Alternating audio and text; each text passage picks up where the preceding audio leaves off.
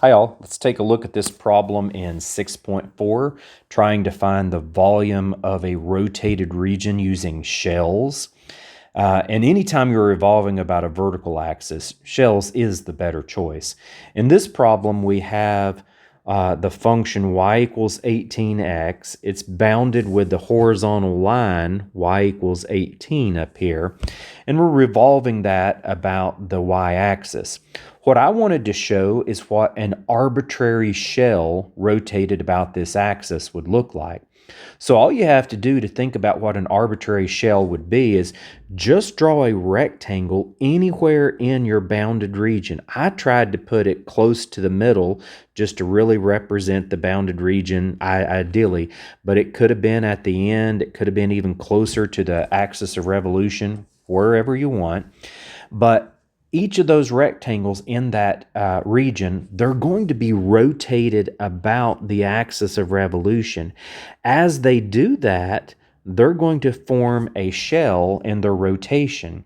And what your goal is to do is to find the volume of what's inside of that shell, not what fits in there, but what makes the shell as it goes around. And in order to do that, the way I think about it is you could rip open that shell, just like if you think of like a soda can or something. If you took off the top and you ripped it apart, it's just going to make a rectangular solid. The thickness of the rectangular solid is solely dependent upon how thick I chose to make my rectangle right here. That delta x forms the thickness of my rectangular solid over here. And then the height of it is just the height of each of your rectangles in this region. No matter whether my rectangles are drawn at the very beginning or at the very end, the height of them is always top minus bottom. And that's consistently the horizontal line y equals 18 minus the function 18x. That's where this came from. Now, the base of the rectangular solid, it's formed whenever you break this apart and you stretch it all into a rectangular solid. Well, the base of it is formed by the circumference of these circles in here as you do.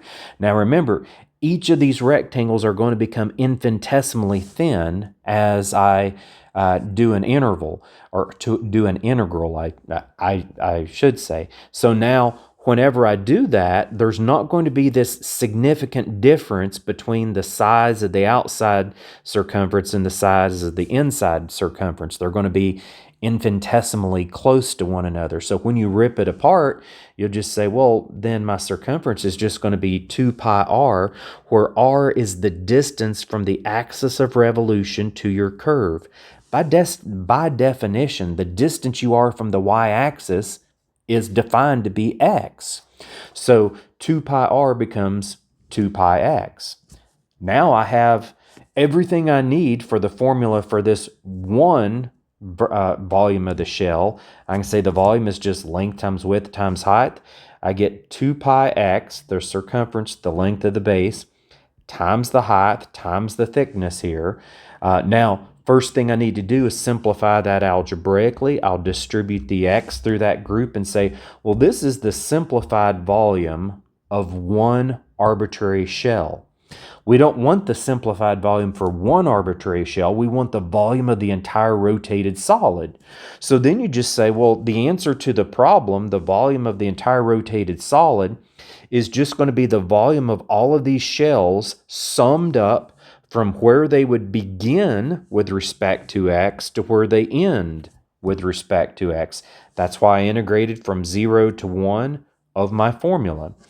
That was easy to integrate. We got 9x squared minus 6x cubed after integrating. And then, of course, only the upper limit of integration matters, because when you evaluate these at 0, you're going to get a 0.